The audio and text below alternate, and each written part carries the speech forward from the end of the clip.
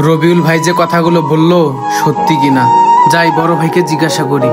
কিরে তুই এই জায়গায়? এই দিক দিয়ে একটু হাঁটতে হাঁটতে আইলাম আর কি। আর তুই এই জায়গায় শাক তুলতাছিস কেন? এই জমি কাদের? ও আমার তো মনেই নেই যে তোকে কথাটা বলবো। শ্বশুর বাড়ির থেকে কিছু টাকা দিছিল, এই টাকা দিয়ে এই জায়গাটা কিনছি। জমিটা দেখতো ভালো হয় নাকি? আর জমিতে 5 শাক আবাদ করছি, খুব ভালো হয়েছে। শাক তো ভালোই হয়েছে, আর জায়গাটা ঠিক পজিশনেও আছে। আইলাম তোর কাছে কিছু পার্সোনাল বিষয়ে কথা কইতে। আরে রাখ, তোর কথা পরে শুনতাছি। তুই ছুটি কাটায় বিদেশ গেলে, বিদেশ থেকে টাকা পাঠাইলে ভাবতাছি এই জায়গায় একটা বাড়ি করমু। আমার ভাই এসব কি বলতাছে? আমি বিদেশ থেকে যে টাকাগুলো পাঠাইছি সেই টাকা দিয়ে জমি কিনা তার শ্বশুর বাড়ির নামে চালাই দিতেছে। না, রবিউল ভাই যা বলেছে তা তো ঠিকই বলেছে। রবিউল ভাই তো দেখি কথাটা মিথ্যা কথা বলে নাই। আচ্ছা শোন, তুই যে বললি আমি ছুটি কাটায় বিদেশ গেলে আমি টাকা পাঠাই দিলে তুই এই জায়গায় বাড়ি করবি, কিন্তু আমি যতটুকু জানি এই জমি তুই তোর শ্বশুর বাড়ির টাকা দিয়ে কেনস নাই। এই জমি তুই তো আমার টাকা দিয়ে কিনেছিস।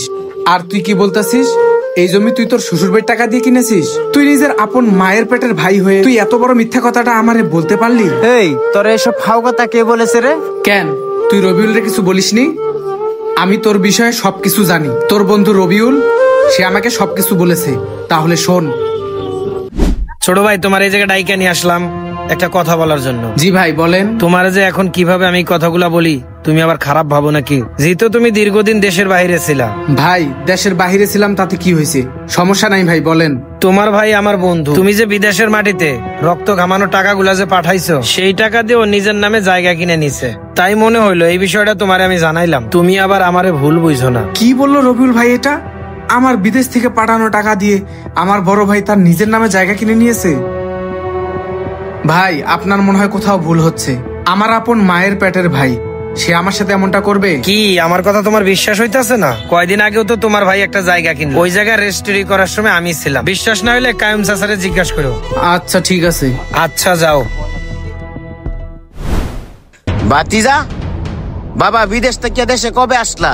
এই তো কাকা 1 মাসে ছুটি পাইছি, আর আমার কাছেও কিছু টাকা ছিল, তাই দেরি না করে দেশে চলে আসলাম। ও আচ্ছা, তোমার বাইরে তো কয়েকদিন আগে জমিন রেজিস্ট্রি করে দিলাম। তুমি কি জমিন হাতি কিনবা না? কি কোন কাকা, আমার বড় ভাই কদিন আগে জমি কিনা রেজিস্ট্রি করছে। ও এইবার তাহলে বিশ্বাস হলো। রবিউল ভাই তো তাহলে মিথ্যা কথা বলে নাই, সত্যি কথাই বলছে। আচ্ছা কাকা, হ্যাঁ আমি কিছু টাকা পয়সা আনছি, তবে যদি জমিপাতি আমি কিনি আপনাকে জানাবো, আপনি যান। আচ্ছা বাবা। আচ্ছা, সবই তো তুই শুনতে পারলি, এখন আর তুই কি বলতে চাস? শোন, মানুষের কথা শুনা তুই নিজের ভাইরেও বিশ্বাস করলি। বাবা মরে যাওয়ার পরে তুই তো বিদেশ চলে গেলি, মানতাছি তুই বিদেশ থেকে টাকা পয়সা পাঠাইছ। এই পুরা সংসারের দায়িত্বটা তো আমারই দেখাশোনা করতে হয়েছে। এখন তুই কার কাছে কি শুনা এসে বড় বড় লেকচার মারতাছ? মানছি তোর টাকাতে জমি কিনা আমি আমার নামে লিখে নিয়েছি, আমি তো অন্য কারো নামে লিখে নিনি, তোর ভাইয়ের নামেই তো লিখে নিস। তুই তো বিদেশ গিয়ে বড় কিছু একটা করে খেতে পারবি, আমার তো দেশে কিছু একটা করে খেতে হবে। শোন ভাই, আমি মানতেছি পরিবারটা তোর মাথার উপর দিয়ে গেছে, কিন্তু যেই সময় আমার পড়ালেখা করার কথা ছিল অথচ সেই সময়টাই আমি বিদেশের মাটিতে কাটাই দিছি। আমরা প্রবাসীরা সব থেকে বেশি কষ্ট পাই নিজের পরিবার থেকে। আর তুই কি বললি আমার লাইফ সেটেল?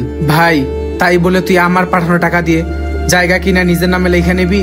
আর আমি সেই তোদের কথা চিন্তা করে, ফ্যামিলির কথা চিন্তা করে বিদেশের মাটিতে 10টা বছর কাটাই আসলাম, কিন্তু তুই আমার সেই মায়ের পেটের ভাই হয়ে আমার বুকে ছুরি মারলি। যাই হোক, নিজের নামে সবকিছু লিখে নিয়েছিস, ভালোই হয়েছে। আমি তোর জন্য দোয়া করি তুই জীবনে আরো অনেক বড় কিছু কর। আর তোরা কি ভাবিস প্রবাসী জীবনটা অনেক সুখের জীবন? ওই প্রবাসে যারা থাকে না, ওদের মন মানসিকতা, ওদের কষ্ট এই বাংলাদেশের মানুষ কেউ দেখে না, দেখে তো ওই উপরওয়ালা, উপরের ওই আল্লাহ জানে আমরা ওই বিদেশের মাটিতে কতটা কষ্ট করে থাকি। যাক ভাই, এই জমি আমার লাগবো না। হে আল্লাহ, এই দুনিয়ার জমিনে তুমি কাউকে পাঠালেও প্রবাসের মাটিতে খেটে বড় হওয়ার জন্য কাউরে পাঠায়ও না। ভাই তুই আমার সাথে এই কাজটা না করলেও পারতি। ভালো থাকিস। টাকা পয়সা, অর্থ সম্পদ এগুলা হচ্ছে হাতের ময়লা, এই আছে এই নাই, কিন্তু এই টাকা পয়সা অর্থ সম্পদ নিয়ে মানুষ তার আত্মীয় স্বজন আপন মানুষদের সাথে বেইমানি করতে একটুও দ্বিধাবোধ করে না। গাইস, আমাদের এই ভিডিও থেকে আপনারা কি বুঝতে পারলেন তা অবশ্যই কমেন্ট করে জানাবেন। Thank you so much.